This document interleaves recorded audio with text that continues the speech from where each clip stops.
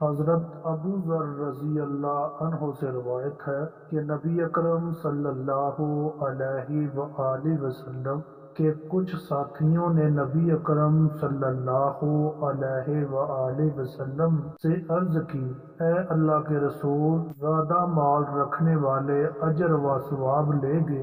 وہ ہماری طرح نماز پڑھتے ہیں، ہماری طرح روزے رکھتے ہیں اور اپنی ضرورت سے زیادہ مالوں سے صدقہ کرتے ہیں جو ہم نہیں کر سکتے۔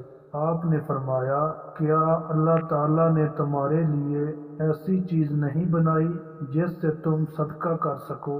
بے شک ہر دفعہ سبحان اللہ کہنا صدقہ ہے، ہر دفعہ اللہ اکبر کہنا صدقہ ہے، ہر دفعہ الحمدللہ کہنا صدقہ ہے، ہر دفعہ لا الہ الا اللہ کہنا صدقہ ہے، نیکی کی تلقین کرنا صدقہ ہے، اور برائی سے روکنا صدقہ ہے، اور بیوی سے مباشرت کرتے ہوئے تمہارے عضو میں صدقہ ہے۔ صحابہ اکرام نے پوچھا، اے اللہ کے رسول، ہم میں سے کوئی اپنی خواہش پوری کرتا ہے تو کیا اس میں بھی اسے اجر ملتا ہے؟ آپ صلی اللہ علیہ وآلہ وسلم نے فرمایا، بتاؤ، اگر وہ یہ خواہش حرام جگہ پوری کرتا تو کیا اس سے اس پر گناہ ہوتا؟